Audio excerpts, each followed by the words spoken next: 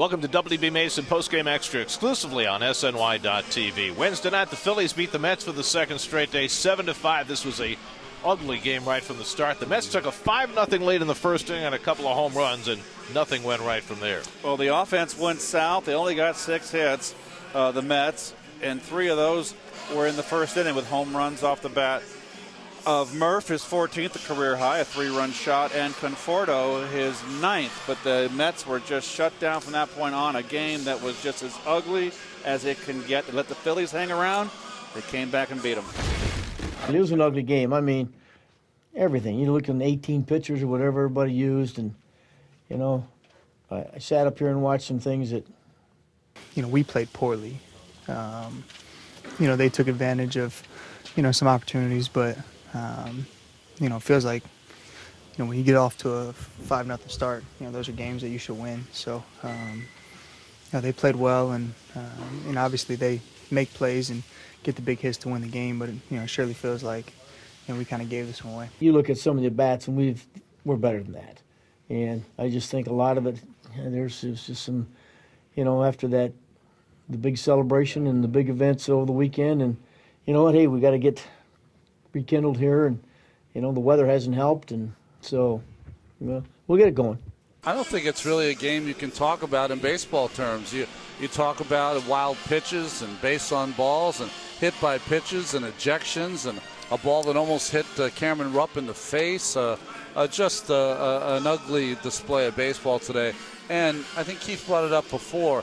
It's time for the Mets to start buttoning this up. I mean, within a week or about a week, they're going to have to start playing some postseason baseball. Well, the best this was not postseason baseball. Best news of the night was the X-ray results on Yoenis Cespedes, who got hit on the left hand by a pitch early in the game, and it turned out he had merely a contusion on 2 fingers on his left hand. Now the question is how long he'll be out.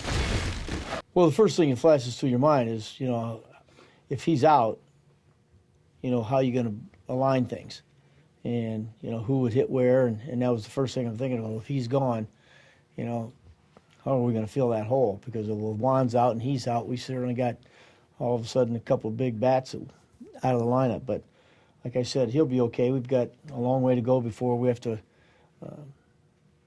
you know, use him. You know, I certainly would like to use him this weekend, and I think I probably will. But I'm just relieved that there's, you know, nothing's broke. You know, nobody wants to get hit. You know, unfortunately, it's one of those games where today it seemed like there was, you know, quite a few guys, but. You know, all in all, I think we're all came out of it okay, and it'll be good to go.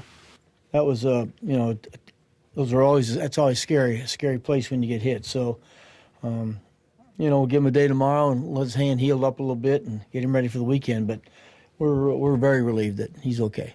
Well, it's a good thing. Hopefully he'll keep it on ice tonight. Anytime you got a bruise, the first 24 hours is critical. I don't think he's going to miss much, Gary. They need his bat in there, and I think he'll be back in. But it is good news that it wasn't a break. If they had to go into the playoffs without him, oh, my goodness. Well, the Mets and Phillies will play the final game of the series on Thursday. Games moved up to a noontime start because of weather that is impending. Our coverage begins at 11:30 a.m. Thursday with Pepsi pregame live on SNY. That'll do it for WB Mason Postgame Extra. Be sure to join us after every game for exclusive coverage on SNY.TV.